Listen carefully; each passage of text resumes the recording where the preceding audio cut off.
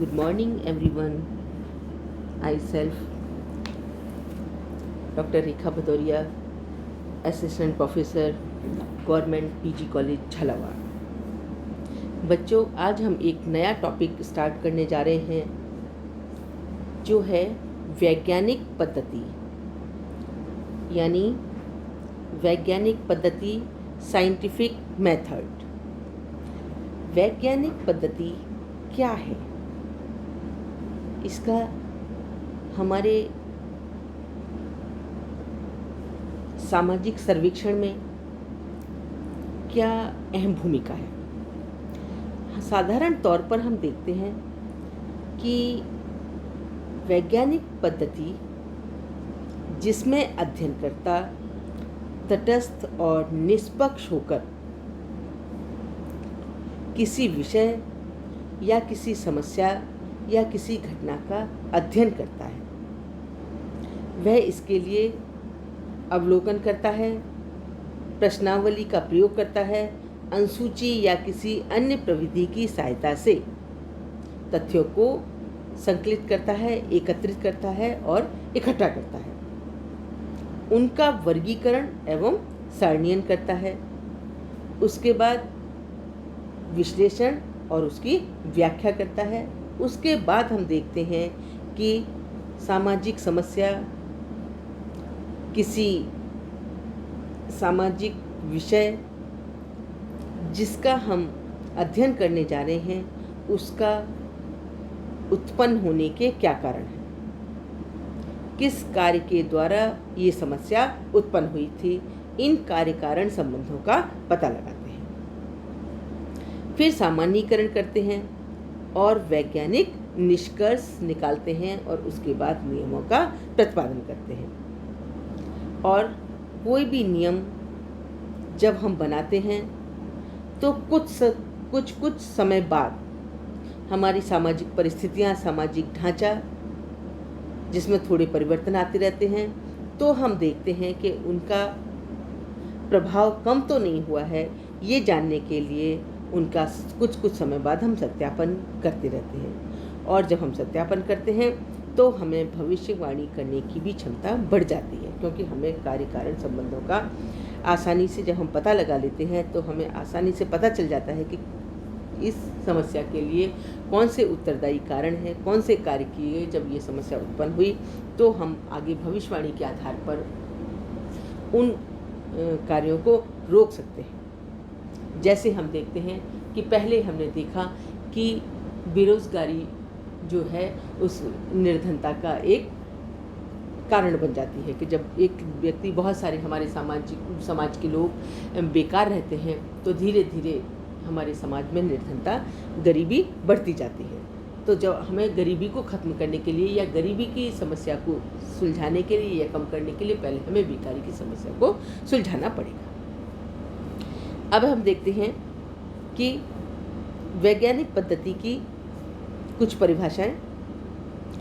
तो उसमें लुंड वर्ग ने लिखा है कि व्यापक अर्थ में वैज्ञानिक पद्धति जो है वो तथ्यों के व्यवस्थित अवलोकन, वर्गीकरण, व्याख्या, निर्वचन से निर्मित है। दूसरी है वुल्फ ने कि व्यापक अर्थों में कोई भी अनुसंधान विधि जिसके द्वारा विज्ञान की रचना और विस्तार होता है वो वैज्ञानिक पद्धति कहलाती है। अतः विज्ञान अपने आप में कोई सब्जेक्ट नहीं है। किसी भी सब्जेक्ट का, चाहे वो सामाजिक विषय हो, चाहे वो कोई और विषय हो, इतिहास हो, भूगोल हो, जिसका अध्ययन हम वैज्ञानिक पद्धति के द्वारा, ये अध्ययन की एक पद्धति है, ज्ञान अर्जन की एक पद्धति है। अगर इस पद्धति के द्वारा हम किसी भी सब्जेक्ट का अध्ययन करते हैं, किसी भी समस्या का अध्ययन करते हैं, तो वो वैज्ञानिक, उस पद्धति को हम वैज्ञानिक पद्धति कहते हैं। अब हम देखेंगे कि वैज्ञानिक पद्धति की कुछ परिभाषाएं हैं।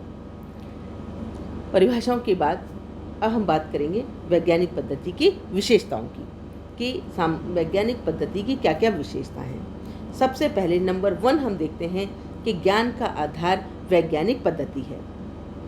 मूर्त और अमूर्त दो तरह के सामाजिक तथ्य के अध्ययन के लिए समाज विज्ञान विभिन्न वैज्ञानिक पद्धतियों का प्रयोग करता है। जैसे ज्ञान प्राप्त करने या तथ्यों को एकत्रित करने के लिए हम अवलोकन पद्धति, अनुसूची, प्रश्नावली, सामाजिक सर्वेक्षण पद्धति, वैदिक अध्ययन जीवन पद्धति, सांख्यिकीय साक्षात्कार पद्धति, ऐतिहासिक पद्धति आदि का प्रयोग किया जाता है। जब हम किसी का अध्ययन करते हैं, ज्ञान का आधार उसका वैज्ञानिक पद्धति होता है, तो इनमें से किसी एक पद्धति का अध्ययन करते हुए इसका किसी एक का प्रयोग करते हुए हम इसमें एकाधिक पद्धतियों को काम में लेते हुए सामाजिक घटनाओं का अध्ययन किया जाता है। दूसरा है अवलोकन द्वारा तथ्यों को एकत्रित किया जाता है। अवलोकन का मतलब है किसी चीज को बहुत ध्यानपूर्वक देखना। हम तथ्यों को दो तरह से संकलित करते हैं, या तो किसी के द्वारा किताबों में पढ़कर कि अगर कोई ऐसी घटना है, कोई ऐसी सामाजिक समस्या है जो हमारे सामने घटित नहीं हो रही है ना, वो कहीं पहले घटित हो चुकी है, तो हम उसका कहीं अध्ययन करके उसके बारे में जानकारी प्राप्त करते हैं।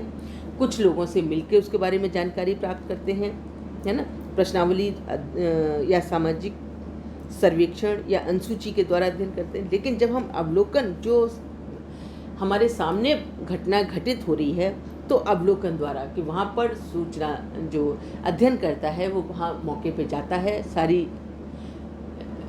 जो वहाँ पर घटना घटित हुई है वहाँ पे पहुँचकर, घटना स्थल पर पहुँचकर निरीक्षण करता है और उसके बाद तथ्यों का संकलित करता है। तो जैसे हम देखते हैं कि सामाजिक वैज्ञानिकों को बाल अपराध तथा वेश्यावृत्ति की समस्या का अध्ययन करना है, तो हम भीड़ व्यवहार के संबंध में जानकारी प्राप्त करनी है।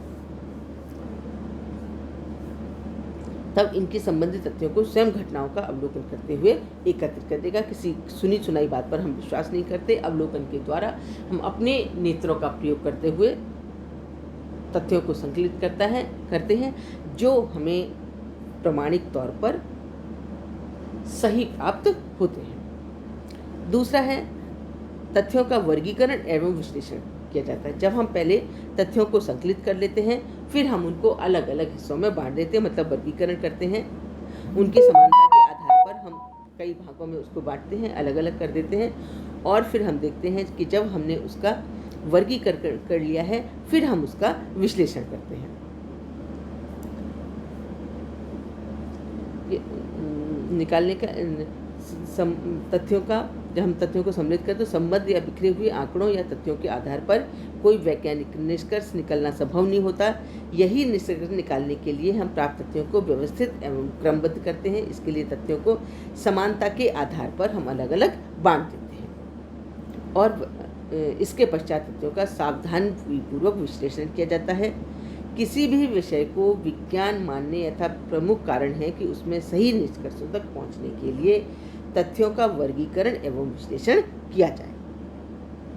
तीसरा है क्या है का उल्लेख किया जाता है, मतलब जो हम अध्ययन करते हैं उसमें क्या है का उल्लेख करते हैं, उसकी बात करते हैं।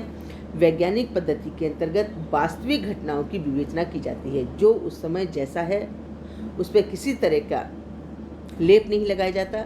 वो जिस समय जिस स्थिति में होती है उस समय उसका वैसा ही अध्ययन किया जाता है। कोई भी विज्ञान इस बात पर विचार नहीं करता कि क्या होना चाहिए, क्या अच्छा है, क्या बुरा है, अथवा क्या होना चाहिए, वह क्या नहीं होना चाहिए। वह तो घटनाओं या तत्वों का यथार्थ चित्रण करता है, जो जिस स्थिति में होती हैं उसका उसी स्थिति में। जैसे विज्ञान मानता है कि संयुक्त परिवार प्रथा या जाति प्रथा प्राप्त तथ्यों के आधार पर ठीक उसी रूप में करता है, उसी रूप में उल्लेख करता है जिस रूप में वे न कि बताने का प्रयत्न है कि वे अच्छे हैं या बुरे हैं, इसकी बात नहीं करता। क्या होना चाहिए इसकी बात नहीं करता, क्या है सिर्फ इस पर ध्यान देता है। अब हम देखते हैं कार्य और कारण संबंधों की विवेचना की जाती है। जब हमने 3 काम कर लिए कि अध्ययन के आधार पर वैज्ञानिक पद्धति से प्राप्त कर लिया, अवलोकन और तथ्यों के आधार पर उनको एकत्रित कर लिया, उनका वर्गीकरण कर लिया, और विज्ञान हमेशा क्या है का उल्लेख करता है। उसके बाद हम देखते हैं कि जो जैसा था, लेकिन जो घटना घटित हुई है उसके पीछे कौन से कारण थे। तो अब हम उन संबंधों की बात करते हैं कि वैज्ञानिक पद्धति के अंतर्गत घटनाओं और तथ्यों को विभिन्न समस्याओं के कार्य कारण संबंधों को जानने का प्रयत्न किया जाता है कि ये समस्या, ये कार्य किस कारण से उत्पन्न हुए हैं। विज्ञान को किसी भी घटना या समस्या के पीछे सबसे पहले छिपे हुए कारणों को खोजना होता है, कारणों को ढूंढना होता है। यह मानकर चलते हैं कि कोई भी घटना जादुई चमत्कार या बिना किसी कारण के उत्पन्न नहीं होती, कुछ विशिष्ट कारणों से घटित होती है, जिसका पता लगाना ही वैज्ञानिक पद्धति का दायित्व है। और इसी के कारण हम सबसे पहले कार्य कारण संबंधों का पता लगाते हैं। जब हम कार्य कारण संबंधों का पता लगा लेते हैं तो हम देखते हैं कि उस समस्या के सिद्धांतों की स्थापना की जाती है। जब कार्य कारण संबंधों का हमने पता लगा लिया है तो अब हम क्या करेंगे, उसके सिद्धांत बनाएंगे कि ये समस्या इन कारणों से उत्पन्न हुई थी, अगर इन कारणों को समाप्त कर दिया जाए, कम कर दिया जाए तो ये समस्या का प्रभाव या समस्या का उत्पन्न होने का कम हो जाएगा। वैज्ञानिक पद्धति की सहायता से ये कार्य कारण संबंधों की विवेचना करते हैं, तथ्यों या घटनाओं का पारस्परिक संबंध किए जाते हैं, वर्गीकरण और विश्लेषण किया जाता है और उसके पश्चात सामान्य निष्कर्ष निकाले जाते हैं और इन निष्कर्षों के आधार पर ही सिद्धांतों का निर्माण किया जा सकता है। निष्कर्षों के आधार पर सिद्धांतों का जो निर्माण है वो कैसे है, वैज्ञानिक नियमों के आधार, इनके आधार पर ही नियम बनाए जाते हैं। और जब नियम बनाए जाते हैं तो उन नियमों को लागू कर दिया जाता है और कुछ समय पश्चात सामाजिक परिस्थितियों में परिवर्तन आने पर, आर्थिक संबंधी परिवर्तन, सामाजिक संबंधी परिवर्तन जब आ जाते हैं तो हम उन सिद्धांतों की, जो सिद्धांतों का पहले निर्माण किया गया था, उन सिद्धांतों की पुनर्परीक्षा की जाती है जो सामाजिक वैज्ञानिक पद्धति में संभव है।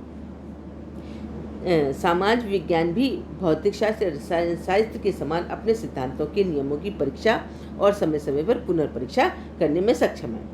इसमें वैज्ञानिक पद्धति की सहायता से जो हम तथ्य एकत्रित करते हैं और इस पद्धति से प्राप्त तथ्यों की प्रमुख विशेषता यह है कि इनकी प्रामाणिकता की जांच की जाती है समय समय पर, और समाज विज्ञानों के सिद्धांतों का जांच करना वास्तव में संभव है। जैसे तथ्यों के आधार पर जो भी निष्कर्ष निकलते हैं उनके आधार पर है कि टूटे परिवार बाल अपराधों के लिए काफ़ी सीमा तक उत्तरदायी है। अलग अलग स्थानों पर परीक्षा और इसकी पुनर्परीक्षा की जाती है कि जब परिवार टूटे हैं तो उनकी देखभाल करने वाला कोई नहीं है, बच्चों पर कोई नियंत्रण नहीं है, इसलिए वो बाल अपराध की तरफ अग्रसर हो जाते हैं। और जो सिद्धांत जहाँ पर होते हैं, नेक्स्ट है सिद्धांतों की सार्वभौमिक, मतलब जो भी सिद्धांत बनाए जाते हैं वो ज़्यादातर हर जगह पर लागू किए जाते हैं। जैसे समाज विज्ञान वैज्ञानिक पद्धति को काम में लेते हुए जिन सिद्धांतों का प्रतिपादन करता है वे सार्वभौमिक प्रकृति के होते हैं। इनका तात्पर्य है कि यदि परिस्थितियां समान नहीं तो समाज विज्ञान में विकसित सिद्धांत विभिन्न समाजों में कालों में खरे उतरते हैं। जैसे यह सिद्धांत सार्वभौमिक रूप से ठीक पाया जाता है कि पारिवारिक विघटन सामाजिक विघटन पर आधारित होता है। अगर सामाजिक विघटन नहीं होगा तो पारिवारिक विघटन नहीं होगा, तो सामाजिक विघटन भी नहीं होगा, और पारिवारिक विघटन होगा तो पारिवारिक विघटन की संख्या में बढ़ोतरी होते ही सामाजिक विघटन में भी हो जाएगी। अब है भविष्यवाणी करने की क्षमता, कि जब हम वैज्ञानिक पद्धति का सहारा लेते हुए अध्ययन करते हैं तो हमारी जो भविष्यवाणी की क्षमता है वो भी काफ़ी बढ़ जाती है, क्योंकि इस कारण से माना जाता है कि क्या है के आधार पर क्या होगा बताने में, भविष्यवाणी करने में समर्थ है। अन्य शब्दों में वैज्ञानिक पद्धति की सहायता से जो संचित ज्ञान का भंडार है वह संकेत करते हैं कि प्रत्येक विज्ञान की क्षमता, उदाहरण के रूप में समाज में वर्तमान होने वाले परिवर्तन को ध्यान में रखकर समाजशास्त्र यह बता सकता है कि भविष्य में सामाजिक व्यवस्था का रूप क्या होगा, जाति व्यवस्था किस रूप में रहेगी, परिवारों में कौन से प्रकार विशेष रूप से पाए जाएंगे। समाजशास्त्र के मौजूदा ज्ञान के आधार पर कहा जा सकता है कि प्राकृतिक विज्ञानों के समान वे भी भविष्यवाणी करने में काफ़ी तक समर्थ हो गए हैं। जो भी वैज्ञानिक पद्धति के आधार पर तर्क निकाले जाते हैं उनमें तर्क की प्रधानता होती है, कि वैज्ञानिक पद्धति की एक विशेषता है कि तर्क के आधार पर ही तर्क तथ्य विवेक से जुड़ा होता है। किसी बात को बुद्धिमत्ता पूर्वक प्रमाणित या अप्रमाणित किया जा सकता है। इसके लिए तर्क देना आवश्यक है कि आवश्यकता अनुसार तथ्य भी दिए जाते हैं कि वैज्ञानिक पद्धति के अंतर्गत सबसे पहले तथ्यों के संकलन के लिए ऐसी पद्धतियाँ उपकरणों का चुनाव पर जोर दिया जाता है जो तर्क संगत हों, तार्किकता के आधार पर हों। साथ ही इस पद्धति के अंतर्गत संकलित तथ्यों का विश्लेषण भी तार्किकता के आधार पर ही किया जाता है। इस पद्धति की सहायता से वैज्ञानिक निष्कर्षों के प्रस्तुतिकरण में भी तर्क का सहारा लिया जाता है। वैज्ञानिक पद्धति में अनुभव सिद्ध प्रमाणों या तथ्यों पर जोर दिया जाता है, लेकिन तार्किकता के आधार पर यह बात खरी मालूम पड़ती है, यथार्थ जान पड़ती है कि उसे भी स्वीकार कर लिया जाता है। यदि कहा जाए कि वैज्ञानिक पद्धति का आधार तर्क या तार्किकता है तो इसमें कोई भी अतिशयोक्ति नहीं होगी। तो अतः बच्चों, हम देखते हैं कि जो वैज्ञानिक पद्धति की विशेषताएं हैं उनका हम पूर्ण रूप से अध्ययन कर उनकी स्थिति का जायजा लेते हैं और देखते हैं कि सामाजिक सर्वेक्षण में हमें हमेशा वैज्ञानिक पद्धति का सहारा लेना चाहिए। उसी के आधार पर तथ्यों का संकलन किया जाना चाहिए और तथ्यों का संकलन होने के बाद हमें जब तथ्य संकलित कर लेते हैं तो हमें उस निष्कर्ष तक पहुंचना चाहिए और जब कार्य कारण संबंधों का पता लगा लें तो हमें सिद्धांत बनाने चाहिए और सिद्धांत बनने के बाद समय समय पर हम उनका पुनर्परीक्षण करते रहें, जिससे उनकी प्रामाणिकता अधिक बढ़ती रहे और अधिक बढ़ती रहे। धन्यवाद।